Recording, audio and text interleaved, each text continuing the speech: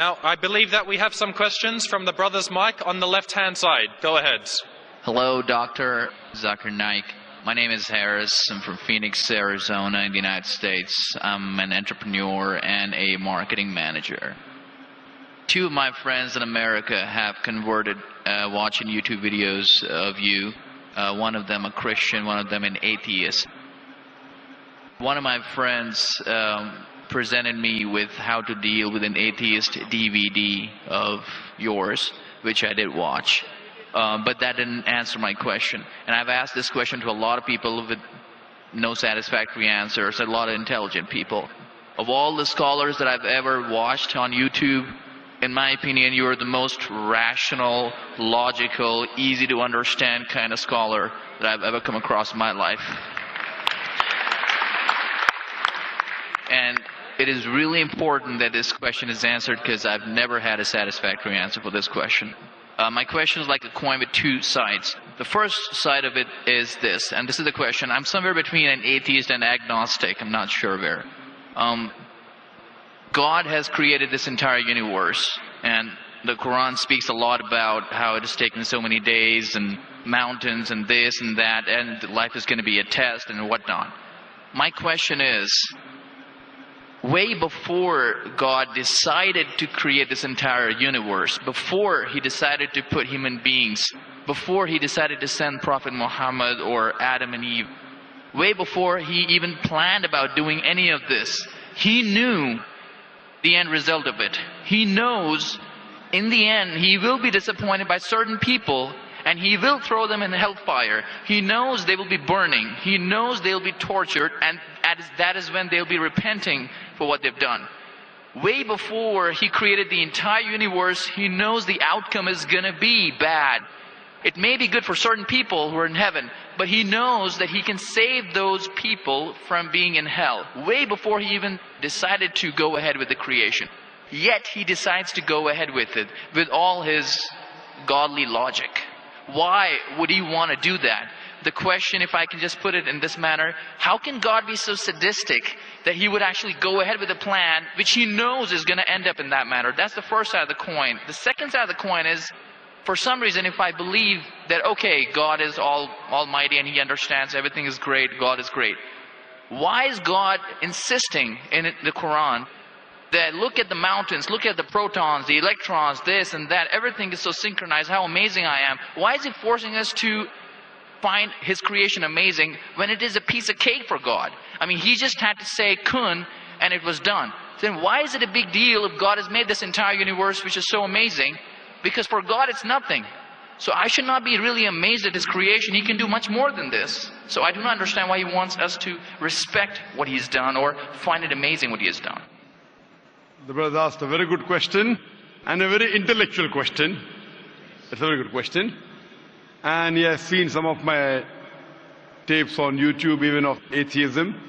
And this question that is troubling him, he hasn't got the answer to.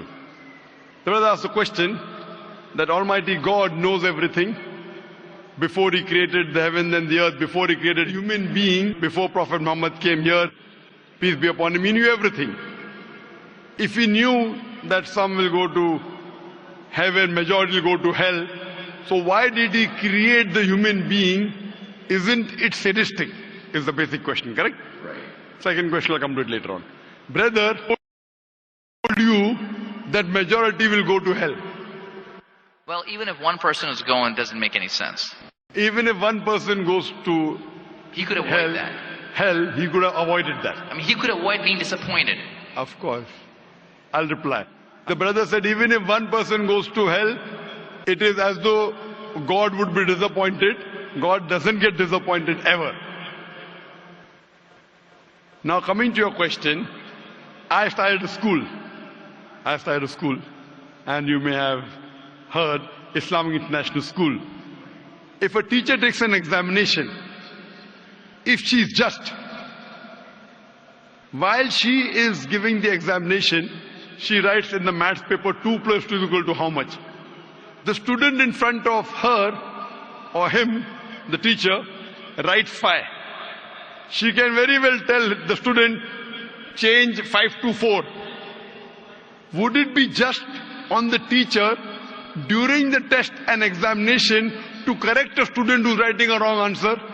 Right, but if she has an option that the student doesn't need to do any of that and still No, just no, go no. I'm and get the asking you a certificate, simple she doesn't have question. I'm asking you a simple question. The teacher has given the question paper. to. Right. All the students In were that informed about circumstance, it. You're right. For that particular situation, For it's fine. that particular situation, the teacher can tell, dear student, change 5 to 4. What will the other students think about? Unjust. But God Correct. can be just at the same time. He can create a completely different condition. He doesn't have to go ahead with that situation. He's not bound by any situation. Brother is saying Almighty God can create something which is perfect and will not make mistake, correct? That Right. God has already done. He created the angels. God Right. created the angels. The angel never go against any commandment of God. But human being is a better creation than angel. The angels have got no free will of their own. If you have heard my tapes, if you have not heard, I'll tell you now. The angels are a creation of Almighty God, but not the best creation. Almighty God created the human beings. The human beings have a free will to go against God or to follow God. If you have chosen to be a human being, if you disobey His commandments, you go to hell. If you obey His commandments, you're superior than the angel. Because the angel doesn't have a free will of his own, then he follows God. It's nothing great. The human beings are the better creation of Almighty God. Almighty God has given a free will. That's a different question that Almighty God knows. Because He has ilm-e ghaib, He has knowledge of the future. He is more superior. So He has created such a creation which has a free will. The fault is of human being, not God. No, but God has created us with that fault. And He knows He can Not avoid fault, that. not fault. It's not fault, brother. It is free will. Why is He giving us a free will when He knows He's going to eventually put these many people in hell? Why is He doing something? That is a different creation. Like, would you want to create something which can think on its own, or would Why you want would to? someone so compassionate can also Brother, be that's what sadistic I at the tell you. same time? What you want, God has already created an angel. I'm asking you, which is better? An angel following Almighty God or a human being following Almighty God? Which is better? For me, absolutely, if I get a second chance, I would want to be an angel. Why would I risk going to Second hell? chance, correct. That's why Almighty God says in Surah Araf, chapter number 7, verse number 172, Almighty God brought all the human beings from the loin of Adam and asked them, is there one God? All agreed. Almighty God says in Surah Hashar, chapter 59, verse number 21, if Almighty God revealed the Quran on the mountain would shudder down. Almighty God says in Surah Ahzab chapter 33 verse number 72, it is the human beings who were fools who said we want to be human beings. You and I were fools. Now you cannot backtrack. Once you said you want to appear for the test, once you read the test paper. Nobody asked me. They asked Adam and Eve. No, brother. Quran says every human being was asked. And then it is washed off. This memory is washed off. If the memory is away, the test, Almighty God says in the Quran, do you want to be a human being? If you become a human being, you can become superior to an angel or can get inferior. If you don't want to become a human being, just pass. Even for argument's Brother, sake, even in that please let me complete. You ask the question. All right, go ahead. If you Sorry. interject, how will I answer? Sure, go ahead. So Almighty God asked the human beings, and the Quran says, we human beings were fools, you and I both, were fools who opted for the test.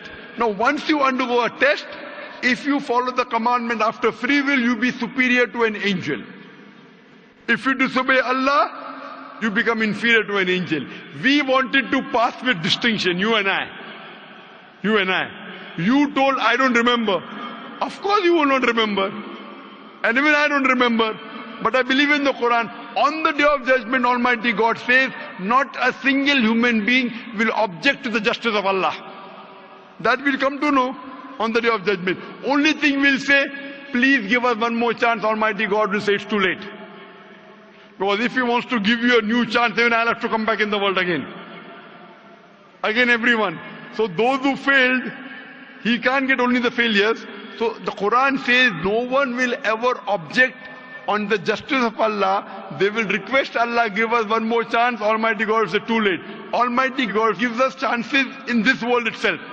You make a mistake, Allah gives you a chance to repent. You repent. Allah forgives you. Again you make a mistake. Once you die, it's only one. So as far as the first question is concerned, why did God create? because it's a better creation. Any logical person, including you, has to agree that a person who has the free will is a better creation than a person who has no free will. Only your question you don't remember is perfectly right. When you die, when you're resurrected, that time you and I will meet. Then you will say, I remember. Even I don't remember now. But I have faith in the Quran that Quran cannot be wrong, because scientifically, if you heard my lecture, 80% of the Quran is 100% matching with science. 20% is ambiguous, neither right, neither wrong. So my logic says when 80% is 100% correct and not even 0.1% of the 20% is wrong, so my logic says even this 20% would be right. I'm a scientific person, I'm a logical person. So I believe in the statement of the Quran that we chose. If you wouldn't have chosen, you could have questioned God. Why did you make me a human being? Then God would have been at fault. But God says in the Quran, He asked. The mountains were afraid. Everything else was afraid. We human beings opted for this. But do you remember being asked? I don't remember being asked. Brother, if you heard my answer, even I don't remember. But if you remember, where is the test? Imagine if a teacher teaches you something. Teacher teaches you something. Teacher gives you the book. The teacher has to take away the book for the test. If the teacher says, okay, take the book and answer, where is the test? Okay, but what? After the examination is over, you can go home and check or not. But even before the exam began, God knows the end Brother, result. listen to me. After the examination is over, can you go and check home or not in the textbook? Absolutely. But during the examination, can you check? No. So now the examination is going on, brother. Once it's over, you can check. If you tell teacher, I want to see the textbook, I don't remember. No. During the examination, you cannot refer to the textbook, it will be called cheating. Correct? So once the examination is over, if you don't remember, you tell God, what is this illogical? But Quran says not a single human being will object to the justice. Let the test go over. So today, I being a scientific person, I being a logical person, based on my knowledge of science, based on my logic, when I read the other scriptures and when I read the Quran, I find Quran is the only book, only religious scripture on the face of the earth which passes this test. So therefore I, being a scientific person, being a logical person, agree, okay, fine. This statement of the Quran also has to be right. I don't remember, that is the test. If I remember, where is the test? So that answers the first part of the question. First part, that saying that God was sadist. God is not sadist. For example, I start a medical college. I want the school students to go to medical. How many students who go to school enter the medical college? Just roughly, can you guess? Few. Surely less than 5%. Less than maybe 1%. So why did you make a college where only 1% can enter? Fine. It is for selected few. So same way God made heaven, Jannah, Jannat-e-Firdaus. Everyone cannot go to Jannat-e-Firdaus. Why not? Sorry? Why not? Why can't everyone go to medical college? Because it's human capacity. If humans were capable of being able to put everyone in medical college, they would. That's the way we are made. The same way everyone cannot become a doctor. Only those who have the capacity. Same way everyone cannot go to Jannat-e-Firdaus, the high levels of paradise. We have to strive. God has given you capacity. If you don't follow His guidance, you cannot. If you follow His guidance, to go to Jannah is very easy. If you are intelligent, it's very easy. If you are intelligent and if you are truthful to yourself. But if you are not truthful to yourself, even a non-intelligent man can go to Jannah. Only thing, you should be truthful. God has given you different options how to follow Him. Some people think they are smart. I tell them they're extra smart. If they were smart, they would see it is crystal clear, in black and white, that this is the word of God. You have to follow it. That's the reason Francis Bacon said, little knowledge of science makes you an atheist. In-depth knowledge of science makes you a believer in God. So I wouldn't say God is sadist. I said we were fools who opted to undergo the test. Not God. God gave you an option. What you want to be, we chose. So we are responsible, not God. God is not a sadist, we are fools. That's what the Quran says. On the day of judgment you will come to know, inshallah, you and I both. Inshallah, if I go to Jannah, inshallah, I'll pray to God, I'll thank God. I was a good person, I choose to be a human being. If you pass that, if you fail, then we will curse our own self. Hope that answers the question. The second part? Sorry, what was the second part? That even if I believe how almighty He is, how knowledgeable He is, why is He so bent on convincing us, look at the mountains, look at the electrons, look at the protons? Right. The second part of the question was that why does Almighty God give references of the mountain that He's created this? For Him it is peanuts. So why is He talking? You know why is He saying? He's saying these peanut things, mountain, they would shudder. You human being who are superior, why don't you understand? Quran says in Surah Hashar chapter 59 verse number 21, had the Quran been revealed on the mountain would have fallen down to utter ruin. But to us human beings it makes no difference. He's giving these examples to show that these things which are so powerful, the mountains etc. which He has created, would have submitted their will. Why don't you human beings do? He's trying to give an example that we are fools. He's not trying to praise Himself. And whenever He asks us to praise Him, or when He says, we say Allahu Akbar, God is the greatest. Do you think it will change Allah? No. Whether you say 1,000 times Allahu Akbar or 1,000,000 times, He cannot become greater. He is already the greatest. The reason we say these things is because it is our human mentality, our human nature, that we follow the people who are famous, we follow the people who we praise. For example, your mother has a heart attack. There is an unknown person on the street who gives you the treatment.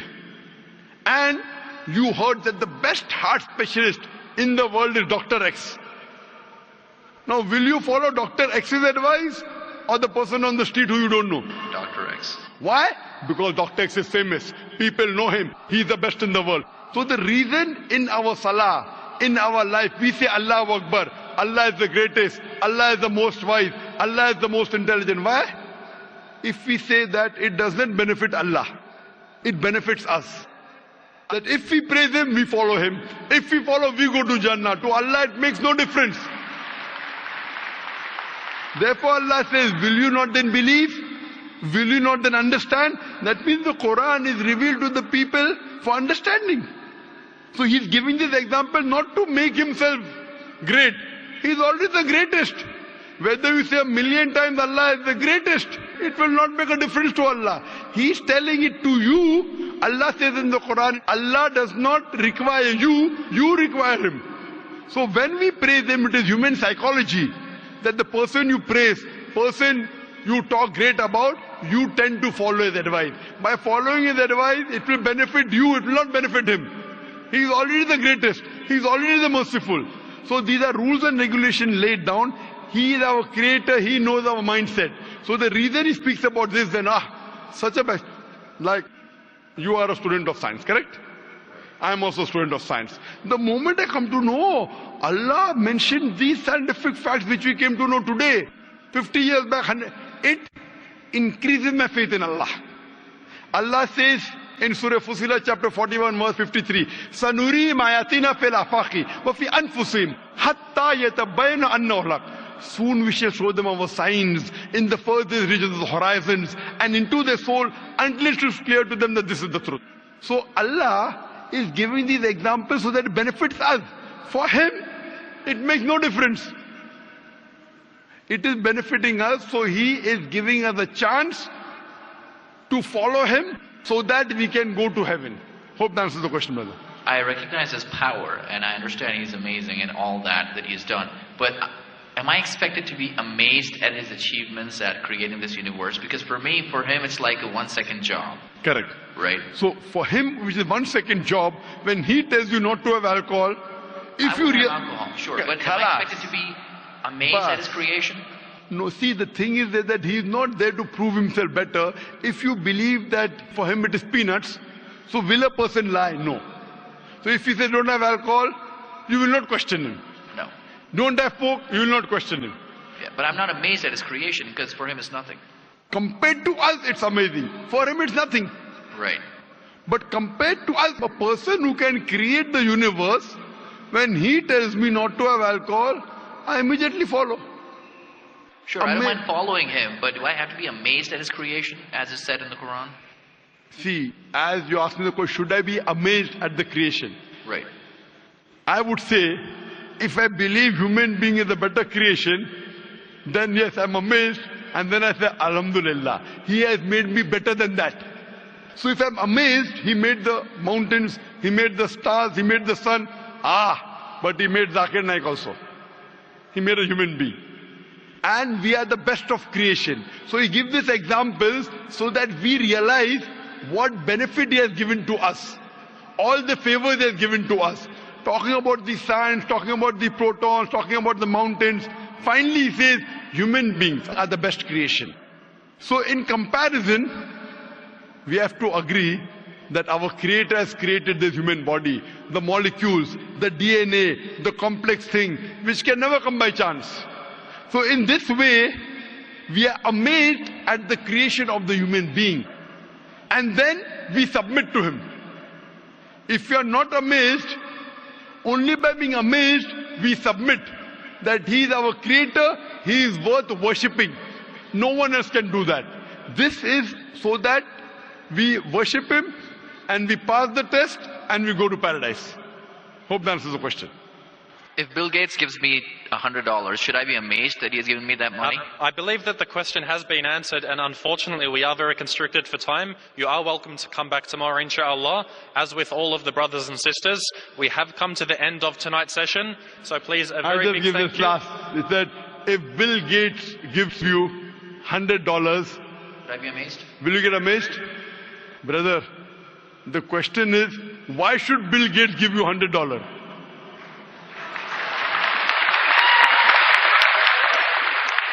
If you tell me a Tom, Dick and Harry gives you $100, nothing to be amazed. Bill Gates gave me $100. It's something that he gave you. Why did he give you? Why not somebody else?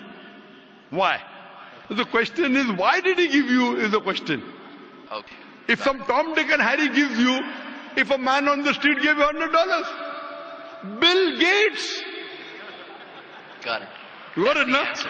Got it. I got that. So now you're convinced, huh? Yes, absolutely. That is the answer. So inshallah, I hope that we'll come closer to Islam. So I should not be amazed at the fact that he's given me the money. I should be amazed it's him who's given the money. Alhamdulillah. Got it. So it was worth the time extending. Alhamdulillah.